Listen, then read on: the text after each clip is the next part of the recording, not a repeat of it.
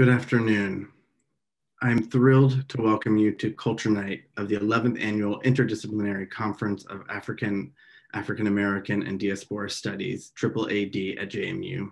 Tonight's program, Taking Action Through the Arts, is being hosted by the College of Visual and Performing Arts. My name is Ruben Graciani, and it is my honor to serve as the interim dean of the college. The College of Visual and Performing Arts has enjoyed a long partnership with the AAAD program, and we hope to both continue and foster and expand that relationship in the future. I have to thank all of the folks who have helped make this evening happen. Interim Associate Dean, Dr. Ren Stevens, who's the operations mastermind of the college, Andrew Nekowitz for his IT support, and the excellent faculty, staff, and students of the college. You can imagine my delight in seeing the theme of this year's conference, movements, collectives, and collectivity, given that I'm a dancer and a choreographer. This conference, and I hope this evening's presentations, are a powerful reminder of the necessity and relevance of the arts as connectors and conveners of the shared human experience. I'm incredibly proud of the work being represented in this evening's presentation. It represents the scholarship of our faculty and students who are working on important issues and ideas, such as decolonizing the curriculum, dismantling systemic practices in the arts that center on Eurocentric models, and the elevation of the expertise of canons that are not traditionally included as examples of excellence in traditional arts training. The visual and performing arts have enormous power to build, the power to build more positive and transformational pathways for connection, shared understanding, and reform. The arts are a mirror that not only reflect a society in any given moment, but also a self-reflection that can push that society to make necessary changes towards greater equity.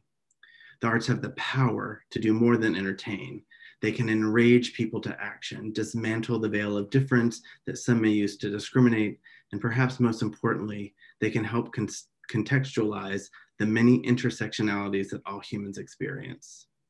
I hope that tonight's program is one of the steps CVPA is making to take action through the arts, and I hope that you enjoy it.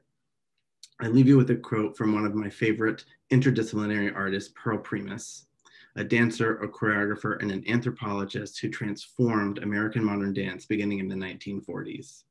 She says, "Why do I dance? Dance is my medicine. It's the scream which eases for a while the terrible frustration common to all human beings who, because of race, creed, or color, are invisible. Dance is the fist with which I fight the sickening ignorance of prejudice." And I'll offer you one more. I dance not to entertain, but to help people better understand each other. Because through dance, I have experienced the wordless joys of freedom. I seek it more fully now for my people and for all people everywhere. Pearl Primus. Please enjoy tonight's program. And next on the program is the School of Theater and Dance. And I introduce Kate Arecki, Interim Director of the School of Theater and Dance. Hello. Thank you for the opportunity to be here with you today. My name is Kate Arecki, and I'm the Interim School Director of the School of Theater and Dance. Today, we're sharing work responding and relating to activism, justice, and representation created by 3 School of Theater and Dance students: theater major Amanda Willis, dance major Ileana Harris, and musical theater major Emmanuel Cocconi. Each of these pieces we are sharing was created for a class under the mentorship and advisement of a faculty member. I have asked each of the faculty members to introduce themselves and the context in which the work was created by the students. I want to thank Professors Joshua Streeter, Cynthia Thompson, and Jacob Brent for working with the students in the development of these pieces, and theater major Anna Christensen for taking the lead on the editing of the video you are about to see. I hope you enjoy the work of the students and faculty from the School of Theater and Dance.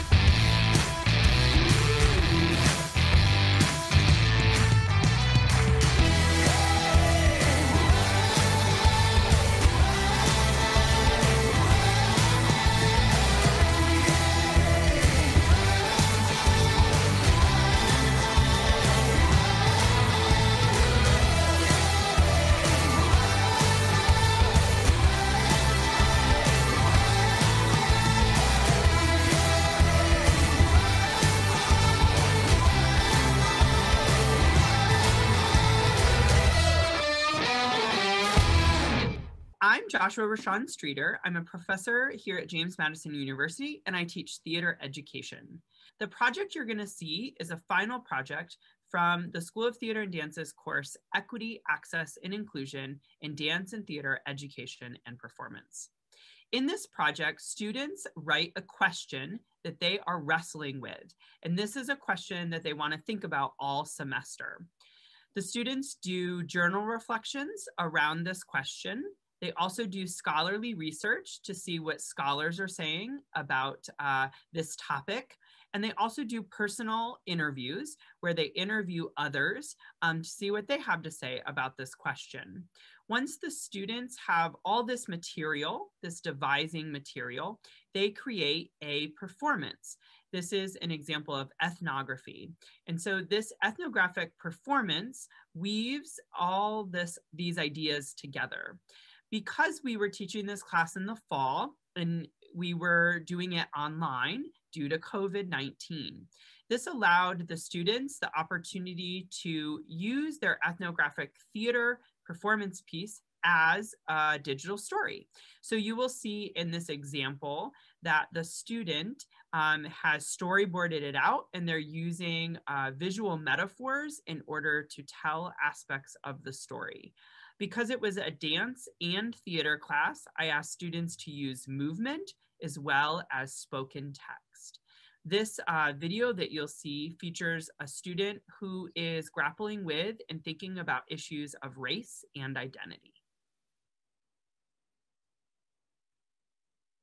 Hopeless and hopeful. How do we attack the very truths of white privilege when society refuses to recognize it? How do you show someone the overt when they only choose to acknowledge the covert? Covert privilege. It's pretty easy to recognize that I was born with access to anything I wanted. I just get it. Hopeless. Overt privilege. It was their town, their restaurant, their breakfasts, but they hadn't come in and taken their places. Not until the white men had left. Hopeless.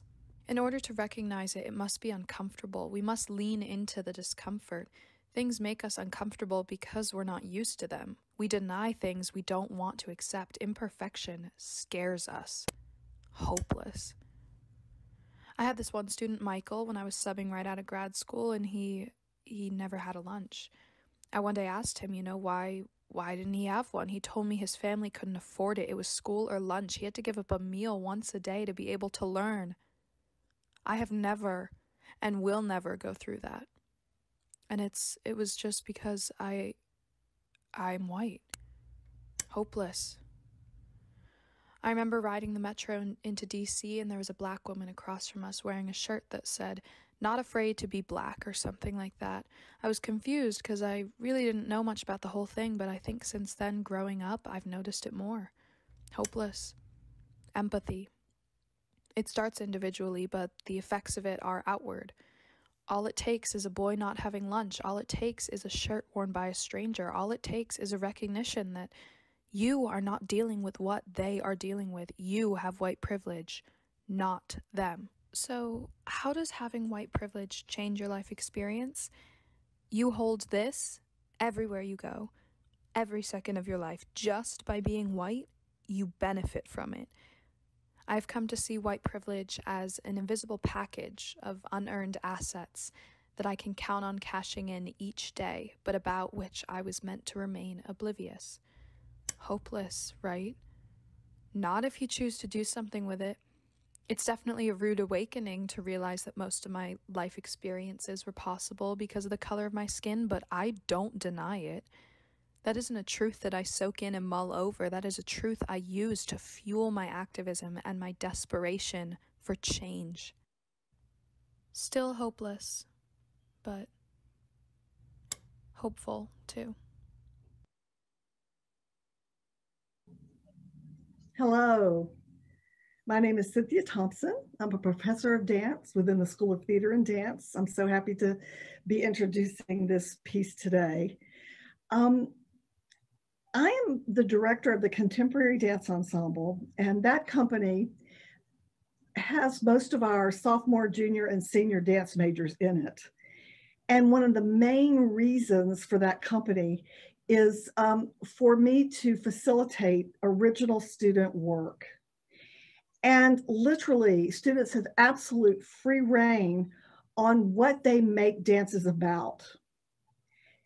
Usually, it's something they're passionate about, and in this case, it definitely was. So I am introducing a solo work that was made last semester and was actually performed in a showing that we did online. It is by Illy Harris. She is a junior dance major. And the solo is called 7 minutes and 46 seconds. When I asked Illy about this, she said that she felt compelled to raise her voice in this moment. And she wanted to do it with two of her passions in mind.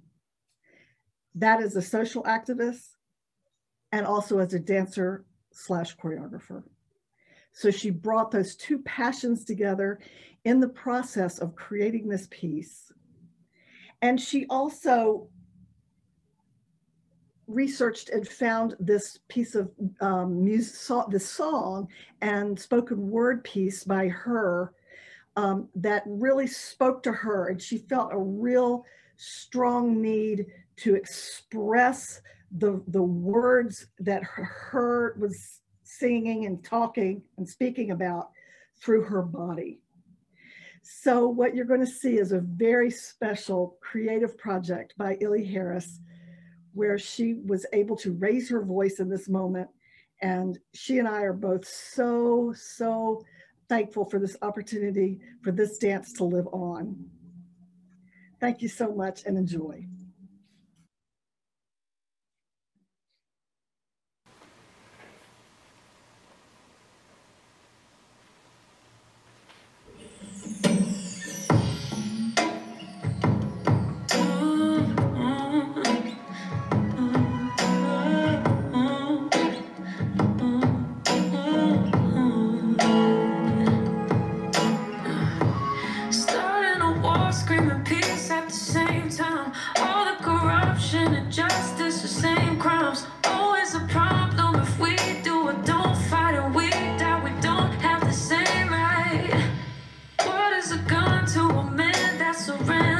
What's it gonna take for someone to defend us? If we all agree that we're equal as people, then why can't we see what is evil? I can't breathe. You're taking my life from me. I can't breathe. Will anyone fight for me? Oh, oh, oh.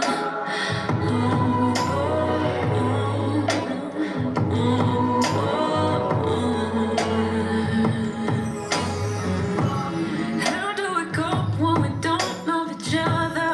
Where is the hope and the empathy? How do we judge off the color the structure was made to make us the enemy? Praying for change cause the pain makes you tender. All of the names you refuse to remember. Or somebody's brother, friend or son to a mother that's crying, saying, I can't breathe. You're taking my life from me. I can't breathe. Will anyone fight for me? Oh, oh, oh,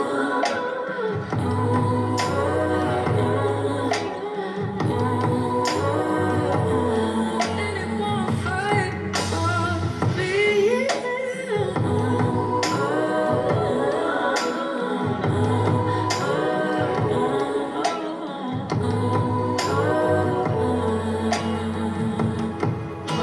Trying times all the time. Destruction of minds, bodies, and human rights. Stripped of bloodlines, whipped and confined. This is the American pride. It's justifying a genocide, romanticizing the theft and bloodshed that made America the land of the free. To take a black life, land of the free, to bring a gun to a peaceful fight for civil rights. You are desensitized to pulling triggers on innocent lives because that's how we got here in the first place. These wounds sink deeper than the bullet your entitled hands could ever reach. Generations and generations of pain, fear, and anxiety. Equality is walking without intuition, saying the protector and the killer is wearing the same uniform. The revolution is not televised. Media perception is forced down the throats of closed minds, so it's lies in the headlines and generations of supremacy resulting in your ignorant, privileged eyes. We breathe the same and we bleed the same, but still we don't see the same. Be thankful we are God-fearing because we do not seek revenge. We seek justice. We are past fear. We are fed up eating your shit because you think your so-called black friend validates your wokeness and erases your racism. That kind of uncomfortable conversation is too hard for your trust fund pockets to swallow. To swallow the strange fruit hanging from my family tree because of your audacity to say all men are created equal in the eyes of God, but disparage a man based on the color of his skin.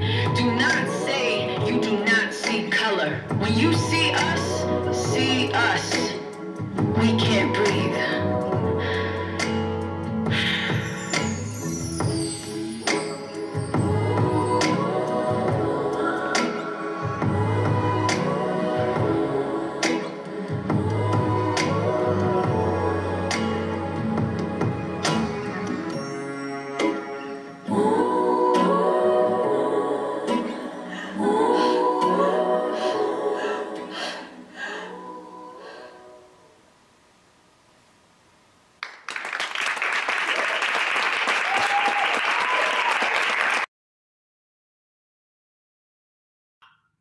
Hello, my name is Jacob Brent, and I am the musical theater coordinator here at James Madison University.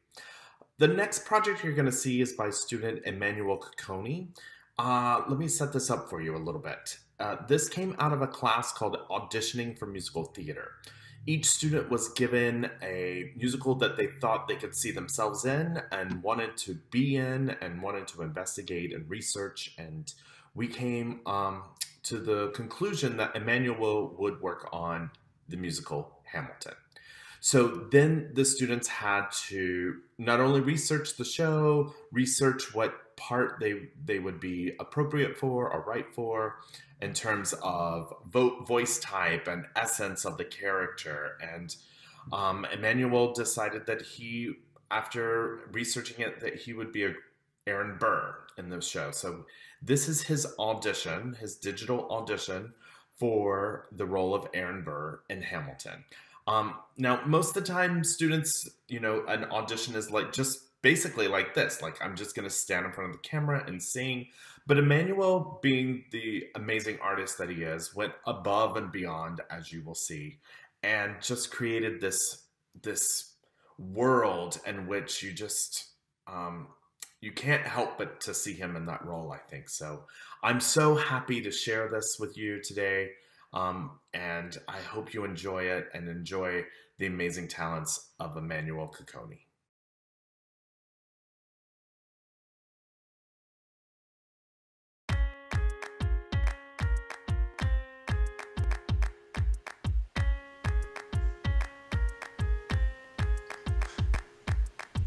Theodosia writes me a letter every day. I'm keeping the bed warm while her husband is away.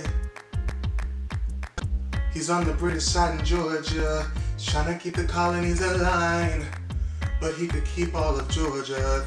Theodosia, she's mine. Love doesn't discriminate between the sinners and the saints. It takes and it takes and it takes, and we keep loving anyway. We laugh and we cry and we break and we make our mistakes, and if there's a reason, I'm by her side. But so many have tried, and I'm willing to wait for it. I'm willing to wait for it. My grandfather was a fire and brimstone preacher. But there are things that the homilies and hymns won't teach ya. Teacher. My mother was a genius. My father commanded respect. When they died, they left no instructions, just a legacy to protect. Dad doesn't discriminate between the sinners and the saints. It takes and it takes and it takes, and we keep living anyway. We rise and we fall and we break and we make our mistakes, and if there's a reason I'm still alive and everyone who loves me has died, I'm willing to wait for it, wait for it. I'm willing to wait for it. Wait for it, wait for it, wait for it, wait for it. I am the one thing in life I can't control. Wait for it, wait for it, wait for it, wait for it. I am inimitable, I am an original. Wait for it, wait for it, wait for it, wait for it. I'm not falling behind or running late. Wait for it, wait for it, wait for it, wait for it. I am standing still, I am like, wait, wait, wait. Arrows and faces in endless uphill climb, climb, climb, climb. He has nothing to prove, he has nothing to lose, lose. Arrows and paces relentless, it wastes no time, time, time. What is it like in his shoes? Hamilton doesn't hesitate. He exhibits no restraint.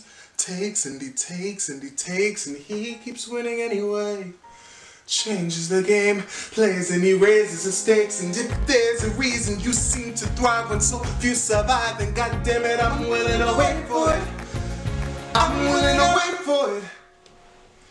Life doesn't discriminate between the sinners and the saints. It takes and it takes and it takes, and we keep living anyways. We rise and we fall and we break and we make our mistakes, and if there's a reason I'm still alive and so many have died, then I'm willing to wait for it, wait for it, wait for it, wait for it, wait for it, wait for it, wait.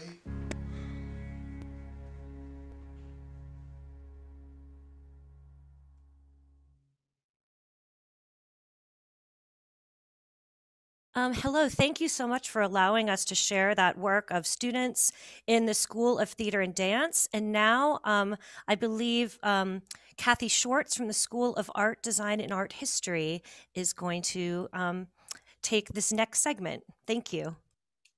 Well, that was really wonderful and inspiring. Good afternoon, everyone, and thank you for joining us. My name is Kathy Schwartz, Director of the School of Art, Design, and Art History, and I am so pleased to have this opportunity to share with you how some of our faculty and students are taking action to promote social justice and equity through their art, design, and scholarship. Joining us here today is Dr. Beth Hinderleiter, Director of the Duke Gallery of Fine Art. And Beth is a top scholar from Columbia University. Previously, Dr. Hinderleiter served as a visiting associate professor of cross-disciplinary studies at JMU and has served as the coordinator of the Africana Studies program at sunny Buffalo State.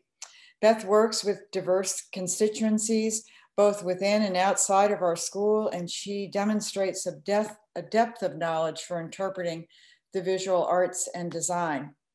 For this presentation today, Dr. Hinderleiter will virtually welcome you to the gallery as a premier exhibition space. Next, she will share short video clips from 3 of our faculty and 2 of our students whose work is devoted to equity and inclusion. Please join me in welcoming Dr. Beth Hinderleiter to the program today. Thanks, Kathy. I'm Beth Hinderleiter, and I'd like to introduce you to some of the creative ways the School of Art, Design, and Art History faculty, students, and staff are engaging with Africana Studies today. And I have a PowerPoint as well as some videos to show you of interviews with some of the School of Art, Design, and Art History faculty. So this is not a comprehensive survey of all of the things that the School of Art, Design, and Art History are doing. Rather, in keeping with the tradition of the cultural night and the AAAD conference, which has always been, really one of my favorite moments of the conference, is to have this moment to be inspired by the talented people here at JMU. So before I introduce you to some of our colleagues, I'd like to tell you a little bit more about the Duke Hall Gallery of Fine Art.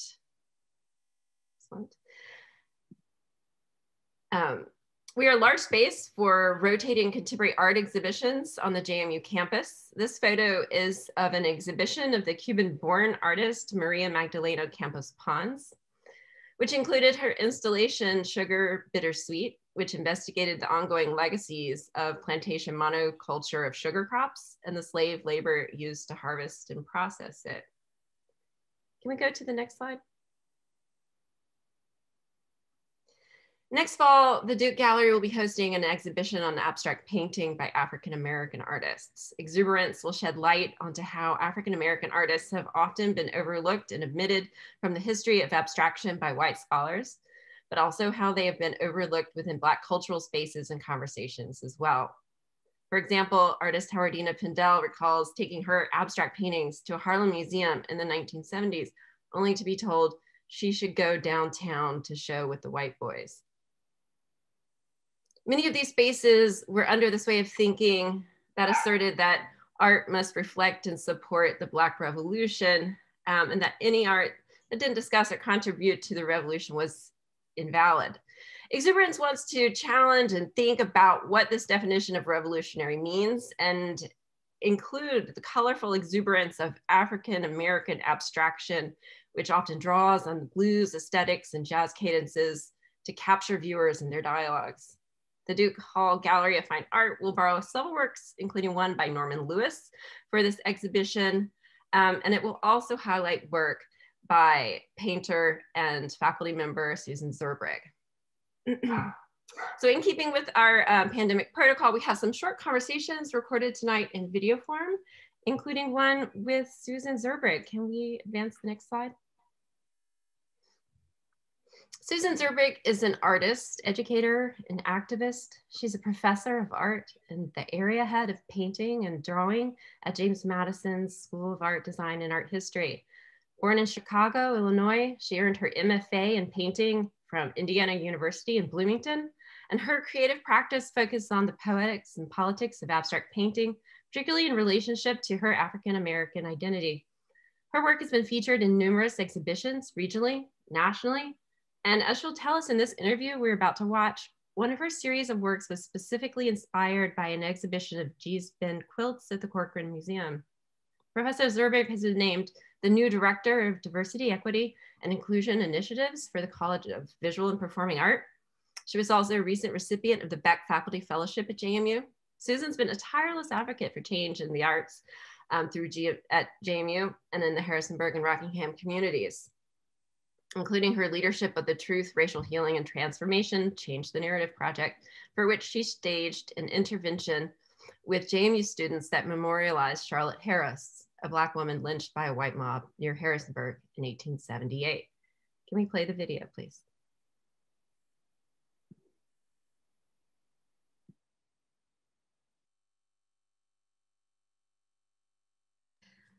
Thanks, Susan, for being with us today. I wanted to ask you to tell us a little bit more about your works.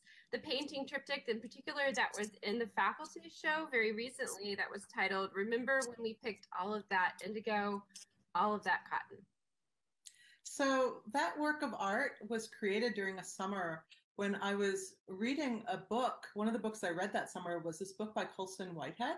And it was really this fantastical, fictionalized, but also factual remembrance of like African-American history during, the slave era. And it followed this young heroine as she tried to escape.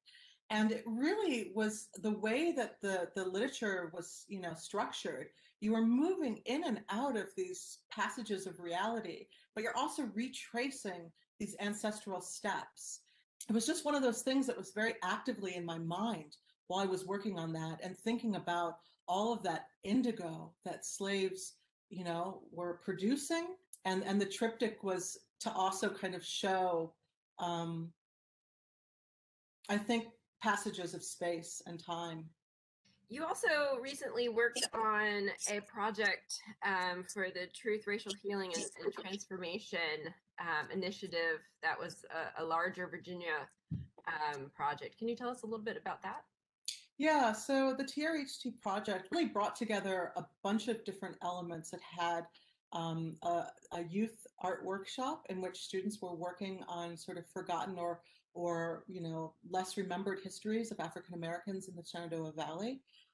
It also had an art intervention that my painting and drawing students developed, which was about Charlotte Harris, who was lynched here in Harrisonburg, and it's one of the few known Black women that was lynched during that time, after the war and, all the way up through the Jim Crow era, which we're so glad to now have a memorial site on the square here in Harrisonburg, and I was part of that committee to bring that memorial to life.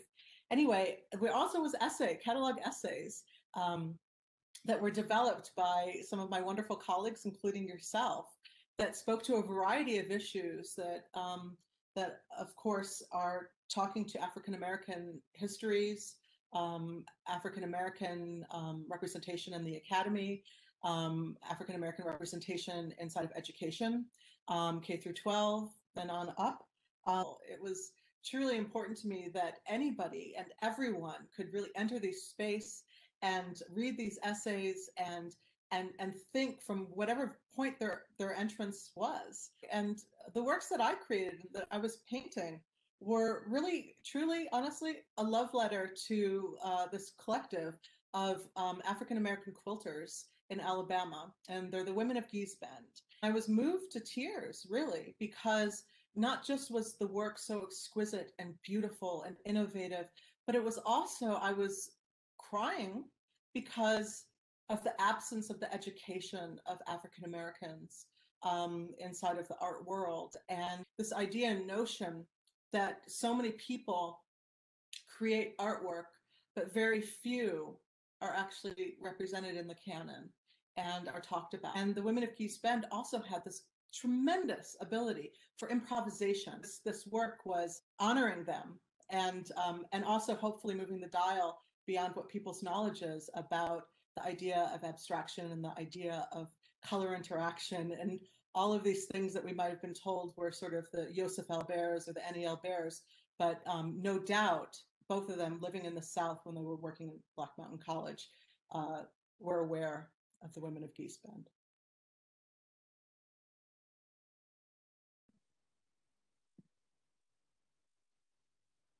Great. Next up, we're going to hear from Kyle Hackett. And Kyle, can you advance the slide?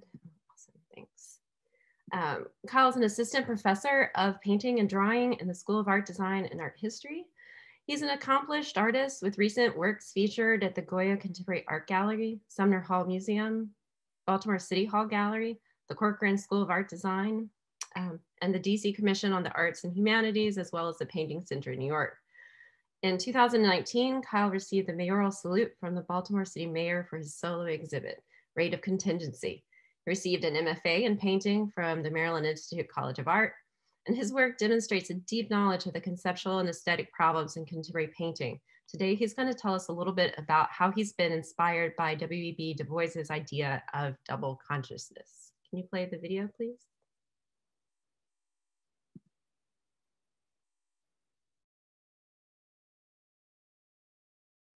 Thanks, Kyle, for being here today. I'd like to ask you to tell us a little bit about your show, Negation, at Goya Contemporary Gallery. And so the show, it kind of consisted of about 5-6 years of work, the oldest being 2013 and the newest work being 2018.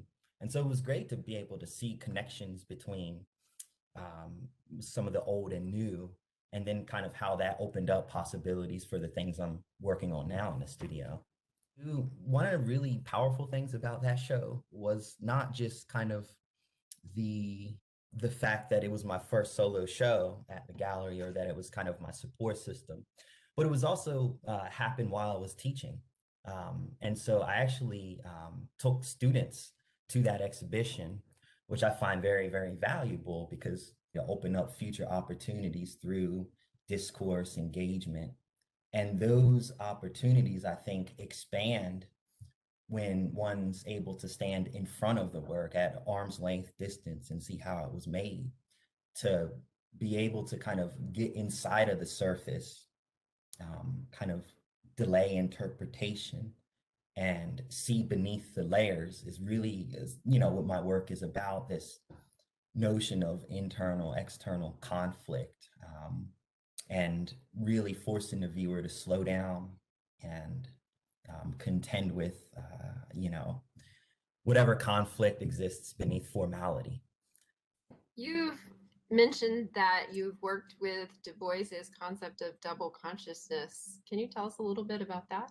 Yeah, you know, I've been studying W.E.B. Du Bois's like notion of double consciousness for a while now, and living it as well. You know, as a biracial artist of color working in the 21st century, I'm critical of painting's traditions, and really its complicated history, and the vulnerability and fragility and kind of like challenging who are the gatekeepers of that, and particularly when it comes to representation. And so, you know, this notion of double consciousness, seeing yourself through the lens of another, has really kind of been the common thread throughout my different bodies of work over the past 10 years. And, you know, I find it to be there's this dynamic kind of perception of freedom and how one can organize and curate how they're seen. And then that image can last forever. That image can extend generations.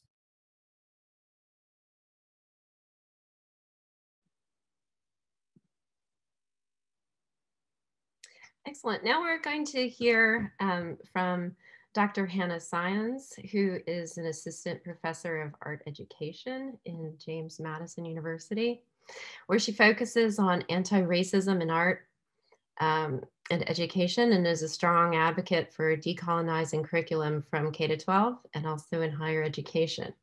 She completed a PhD in art education from VCU, where her dissertation teaching about racially diverse artists and cultures was inspired by her life experiences with racism and her passion to approach conversations around race in a nurturing way to resistant participants. Her work has been published in venues such as the Journal of Cultural Research and Art Education. And today she's going to tell us a little bit about her forthcoming publication, Looking Back, Looking Forward, Resisting the White Gaze in Historical Narratives and Future Possibilities of Art Education. Can we play the video, please?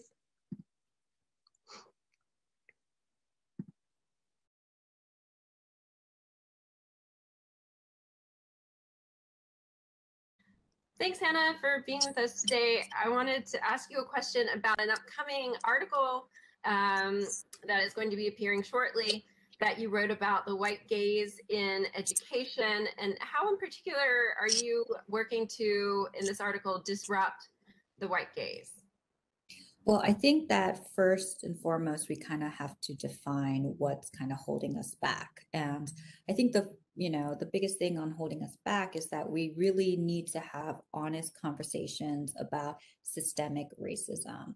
And so without a deeper understanding of the implications of systemic racism, any efforts towards multiculturalism, diversity, equity, tolerance, all those things really are just buzzwords. The white gaze is everywhere in education. You know, our foundation is built on a white supremacist and white cultural standards of teaching. It's really about just kind of reimagining what education is or could be. The beauty of art is that artists have been, creating a space for themselves. When we say dislocating white gaze, we're referring to a dislocation of the systems that have historically underserved Black and Brown students, while upholding power structures that benefit others, which are namely white students. What would education look like if we built it not on what we know, but rather what we think would be best serving our students? And for example, it would be sharing the ownership of your curriculum with your students, considering collaborating guiding principles or code of conducts as opposed to top-down rules, making yourself human, fallible, and also not to really ignore the existing power dynamic, but to make that transparent to students and acknowledge it. being open to change of directions in your coursework and modifying assignments, being flexible with due dates, and being responding to student feedback. And then finally, a big one is to reconsider what constitutes a good student. A lot of our understandings of what a good student looks like is based on white cultural norms. And so if we really unpack the things that we expect a good student to be, then maybe we can redefine how we value the contributions our students make in our classroom.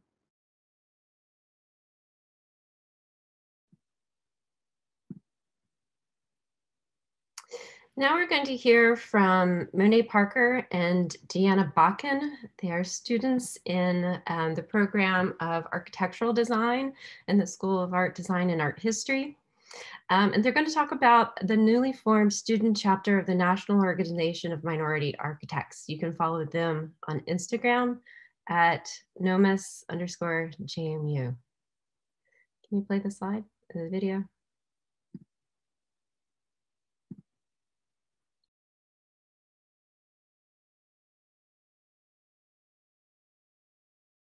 Okay.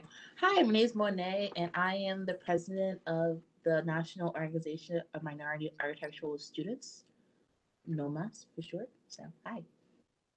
Hi, guys. I'm Deanna. I am the vice president for NOMAS. Here with us to tell us a little bit more about their organizing of the NOMAS chapter on campus at JMU.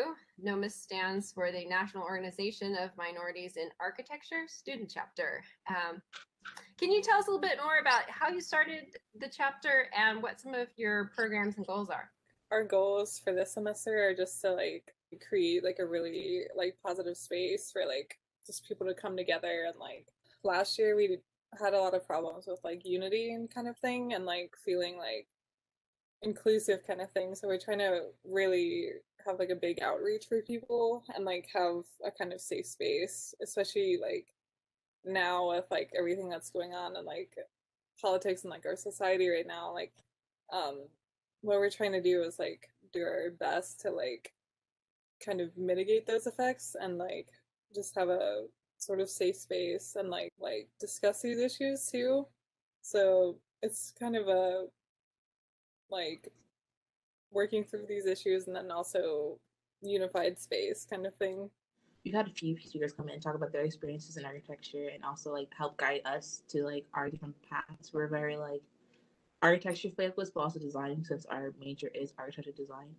And we also try to bring out people of color often who in architecture and design. We have features, I would say I guess bi-monthly, almost every other month or about features of, oh, I think this end of this month we're having a feature every day from 21st to 27th of African American architects. So look out for that on our Instagram page. What else might you be looking forward to in NOMAS in the upcoming months or upcoming year? Our goal for this month, again, is to get a lot of speakers, people of color speakers mostly, to talk about their experience. And then future-wise, we hope that, like Deanna said, we are creating that safe space, since it is very divided right now, just with Deanna said, politics and things like that. So you really want to make sure that we're creating a safe space and starting a dialogue.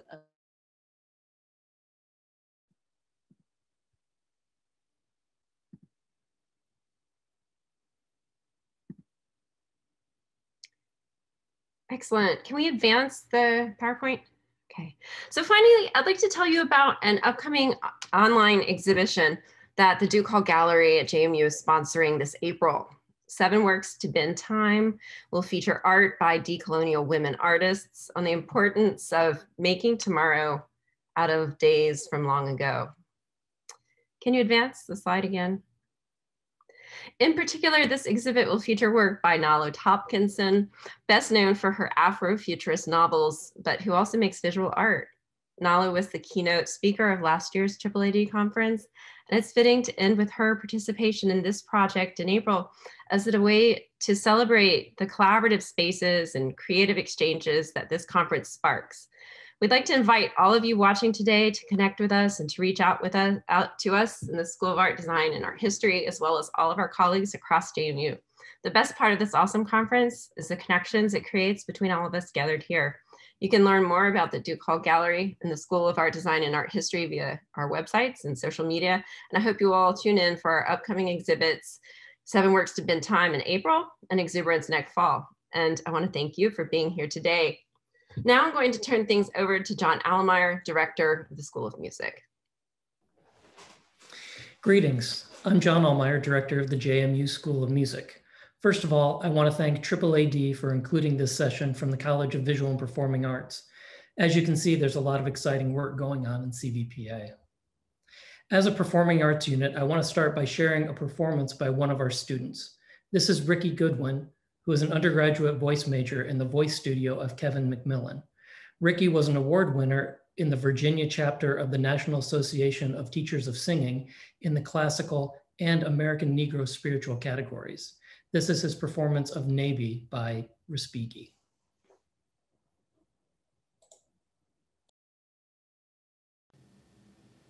Hello, my name is Ricky Goodwin, and I will be singing Nebie by Respighi.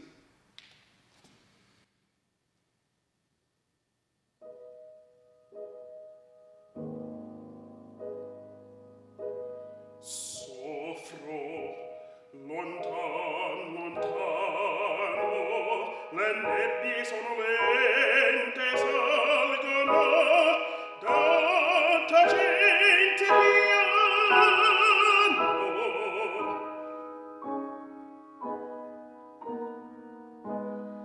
Alto grighiando i corvi, i gatti a valli nere, traversa le brughiere, torvi.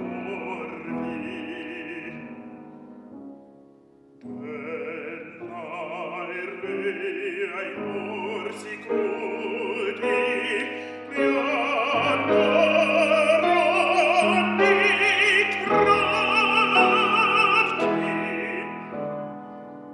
O fron pregando i bronchi nudi,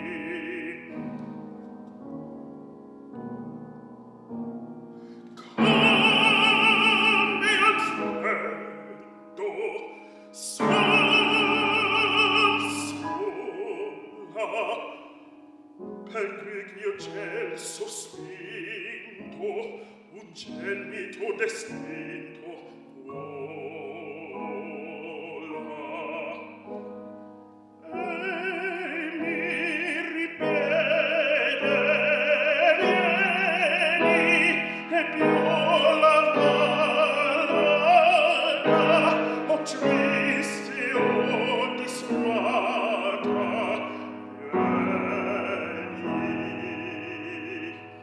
vieni.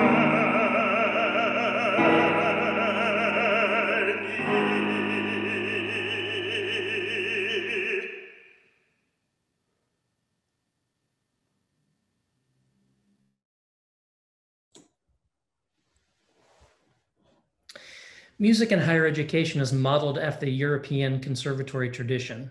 As you probably know, that model is focused on a tradition of white male composers.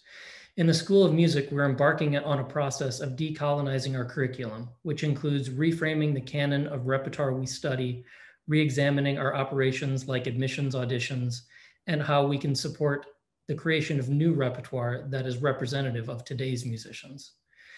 We are going to share a series of videos that demonstrate the steps our faculty and students are taking in the School of Music to begin the process of decolonization.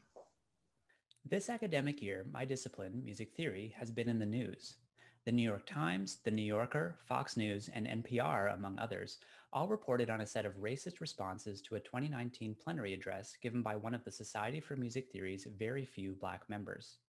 In that address, Philip Ewell employs Joe Fagan's concept of the white racial frame to show how music theory participates both tacitly and sometimes explicitly in centering whiteness to the exclusion of people of color, not only through the music we teach, but even more problematically, through the people whose theories we employ to analyze music. One of his many examples was Heinrich Schenker, a German theorist active primarily in the early 20th century, whose work is foundational to much of the way we teach students about harmony in music. Schenker was an overt and explicit racist and nationalist, though the extent of his views was removed, discarded, or hidden in appendices when American theorists and Schenker students began translating his work to English for dissemination in the 1960s and 70s. Some scholars of Schenkerian analysis felt attacked by Ewell, and they responded to his talk in a colloquium, to which Ewell was not invited, in the Journal of Schenkerian Studies. Many of the responses are racist. Some personally attack Ewell, and while some are supportive of Ewell's claims, those that are critical appear at best to misunderstand or misconstrue Ewell's point. A strong reaction against the journal ensued on social media, and the activity was picked up by the news outlets I mentioned at the beginning of my talk. As I posted one of the stories on social media with an affirmation of my commitment to anti-racism in my discipline, one of my students responded with a thoughtful post that suggested to me a desire to contribute, but a feeling of powerlessness. After noting that faculty, as people in positions of power in universities, have an ability to create change in curricula, they asked, what can students do to promote anti-racism? How do we challenge our professors in a meaningful way? That post made me realize that there was an opportunity to help our passionate students find ways to join their faculty in confronting the racism that exists in music study. So I began to craft the seminar that I'm currently running called Music Theory and the White Racial Frame.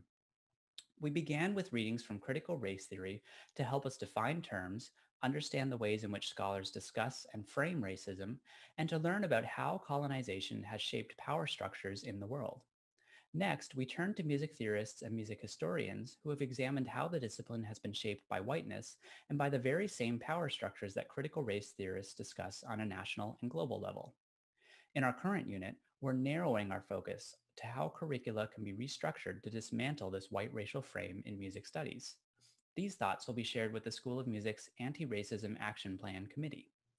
During the second half of the semester, students will turn towards self-determined projects that confront the racist structures that exist in the discipline. Ideas that have already been generated along the way include papers on unexamined aspects of the discipline through the lens of critical race theory, building and running a conference for undergraduate music students in history and theory to present work focused on underrepresented composers or scholars, and creating resources that will help teachers better address intersections between social justice and music in their classrooms. My hope is that at the end of the class, we'll have gained perspective on the power that whiteness has historically exercised over the discipline, and that we'll have taken steps to contribute to redistributing that power more equitably. Maybe I'll be able to go back to my post on social media to provide that student with a wealth of projects they can join to contribute to these efforts. Thank you. Hi, my name is Joanne Vondervaart-Cromie, and I'm the Director of Choral Activities and the Coordinator of the Voice Area in the School of Music. Thank you for allowing me to share an important piece of anti-racist curricular focus that we have implemented in the choral area this academic year, decolonizing the choral audition process. I'm going to share my screen with you.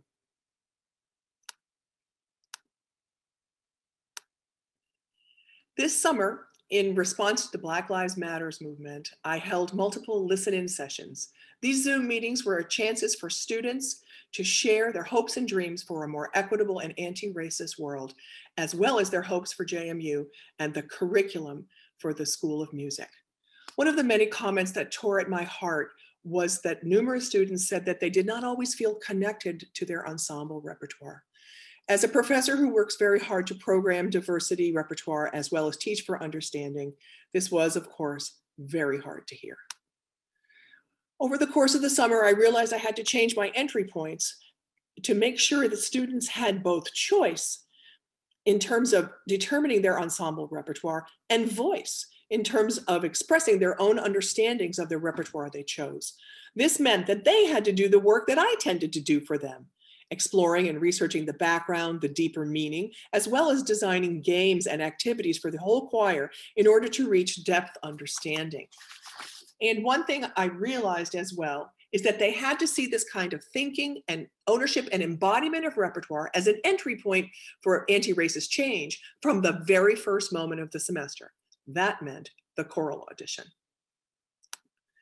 Each year, all undergraduates Music students are required to complete an ensemble audition every semester. Typically, our audition consists of an information sheet, a student self-selected aria, a required masterwork that's assigned, it's about 90 seconds of something hard, and some sight reading. At the same time, as we were coming back to JMU after this summer with Black Lives Matters, we were also having to plan for the first time to do our auditions on Zoom because of COVID-19. Yet this was also a moment to create more student ownership in the audition process. So we redesigned it. We kept the information sheet and the student selected leader, but we focused the masterwork on an anti-racist theme and composer, and we instituted a one-page written reflection so that the students had depth understanding of the piece as they were learning it and preparing for their audition. The masterwork that we did last fall was Lift Every Voice and Sing, which was also known as the African American National Anthem. The Madison Singers had the privilege of singing this important work in concert with the American Spiritual Ensemble in the Forbes Center in January of 2020. This picture is not of the concert, but this is predominantly the choir who sang with the American Spiritual Ensemble that January. And I want to thank Dr. Sonia Baker, who was a member of this ensemble and helped the Forbes Center to connect with them and plan for their concert visit to JMU. It was extraordinary for the Madison Singers to work with this acclaimed ensemble and as well as rehearse and work with their phenomenal and inspiring director, Dr. Everett McCorvey. In an incredible synchronicity, we were also delighted to welcome back to JMU and to the Madison Singers a JMU Voice alum, Dr. Kyle Yampiro, who had been graduated from JMU with his doctorate about 5 years ago, and that was his first concert with the ensemble. So that was very, very auspicious and synchronistic. We had planned to do a program, Lift Every Voice and Sing, as part of our end semester concert material and our tour, but COVID-19 took that opportunity away from us. So it was obvious that this pivotal work was where we were going to begin our decolonization process in the choral area. In addition to learning a large section of the piece itself, each student was asked to write a 250-word essay on the prompts below. What was your biggest takeaway from reading this document? How has knowing the history of this important work influenced your performance and study of the work? What lines are most significant? How does knowing this song inspire you to work more fully toward creating an anti-racist culture? And is there anything else that you would like to add? Well, we have over 200 reflections from this year in terms of this process. And so it's so hard to pick some to share with you right now, but I have a few that I'd like to. This is from a sophomore singer, and she says that our entire history has been tainted with tears, and I think people need to understand that our fight for Black Lives Matters has a distinct purpose for ending inequality. By singing and performing songs that are inclusive and culturally applicable, we can take steps as musicians and as a society to promote an exclusively anti-racist community. And this paragraph from a junior student. In relation to the last paragraph, I want to say thank you for including this reflection essay as part of the audition process. I'm not sure if this actually has anything to do with our ensemble placements, but it is such an important thing to learn about what has happened in our history and learn the history of other people's, especially for me being a white female. I haven't encountered much discrimination in my lifetime. And even then, it is nothing compared to the hate that has been shown to our Black community and POC. So thank you. This spring, our masterwork was the pivotal in the course of history, spiritual, way over in Beulah land. And the research for that was from the book by the same title by the famous Andre Thomas, Professor Emeritus and Director of Choral Activities Emeritus from Florida State University, who was also my teacher. So that was an incredible moment to bring a lot of learning around full circle. And we are performing that piece in many forms this semester. I'd like to end with this reflection. This is from a male African-American junior student in the School of Music. And this last couple sentences are very important. It's amazing to think that I've been singing Lift Every Voice my entire life.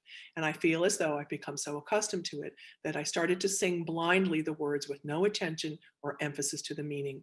Reading this article has reconnected me to the spiritual. So very quick, fast view into our anti-racist decolonization project. Thank you for letting me share it with you. Hi everybody, my name is Miracle Ogbar. I'm a second year DME student studying vocal performance, pedagogy and literature with Dr. Dorothy Madison. My research project is an interdisciplinary project that will showcase the work of the Nigerian classical music composer Dr. Ayo Luranti, and also feature a version of the classical Nigerian folktale Omoagbe Toti Di Olori, which means the farmer's daughter becomes a musician. This project, titled Decolonizing and Enriching the Opera World, is a presentation of the first ever Nigerian one-woman opera based on the initial folktale of the farmer's son becomes a hunter, but rewritten by my humble self as the farmer's daughter becomes a musician. The story highlights some of the challenges faced by classical musicians today and the stereotypes believed by non-musicians. Some unique features of this opera include the percussion overture, which will showcase both Western and traditional African drums, accompanied with the Yoruba indigenous dance called Ijo Ibile. This opera will incorporate the Yoruba dialect of Nigeria for the song sung by the soprano soloist, intermixed with English dialogue and narration. Nigerian dialects are usually referred to as tonal languages because the words differ in tone just as pitches in music, and this makes it difficult for non-native speakers to understand and speak the language. Hence, Nigerian classical music composers do not only consider the Western rule of harmony and structure, they also need to consider the tonal inflection of the language for it to be understood. Another distinctive hallmark of this composition is the use of a Nigerian chant style called Oriki, which is a praise chant of the Yoruba people. It will be incorporated into the final scene when the character Ayomide praises the king. This project will feature a series of performances at JMU and hopefully a tour in the Harrisonburg area, with the bulk of the requested funds devoted to developing a professional quality video production, which could be used in courses such as music appreciation, African studies, and ethnomusicology programs, as well as courses involving research in decolonial, African, and Black studies, both at JMU and in other institutions. This 20 to 30 minute opera will be preceded by a 20 to 25 minute illustrated lecture to introduce the audience to the unique Nigerian elements included in the composition, which will be tailored to fit into a 50-minute presentation suitable for classroom and concert presentation. It is worth mentioning that this dissertation was entered in for the inaugural JMU Thrive Grant and was awarded the maximum amount for this grant. However, we're still trying to raise some more funds to put together this project as we envisage it to be. For over the past decades, classical music has tried to diversify with respect to race, but yet the genre today remains predominantly white, not only in terms of people who perform, but also in the race of composers, theorists, historians, and so on. This work will be performed to promote international understanding of African operatic styles, which reflect literary, musical, instrumental, and dance cultural traditions. It will also address some of the issues faced by people of color in the opera world, ways that people of color have been resilient in this genre, and possible ways to enrich the opera world with the aim of decolonizing and deframing the white racial structure. I'll end with the words of our dear Martin Luther King Jr. This is no time to envisage in the luxury of cooling off or taking the tranquilizing drug of gradualism. Now is the time to make real the promises of democracy. Now is the time to rise from the dark, desolate valley of segregation to the sunlit path of racial justice. Thank you. As you can see, there's a lot of amazing work going on in the School of Music, and these are just some of the steps we're taking. Admittedly, we have a long way to go. This semester, the School of Music is reconsidering its entire undergraduate curriculum. The work of our Anti-Racism Action Plan Committee is a guiding force in that process. My goal is that this JMU School of Music can serve as a model for decolonization for other schools of music. To end the session, I want to switch gears a little bit. As a frequent conference goer, I must admit I get a little antsy during these late afternoon sessions because I'm looking forward to happy hour. I hope you enjoy this final performance and it will set the tone for your own personal happy hour. Thank you for tuning in, and thank you for allowing the College of Visual and Performing Arts to share our work.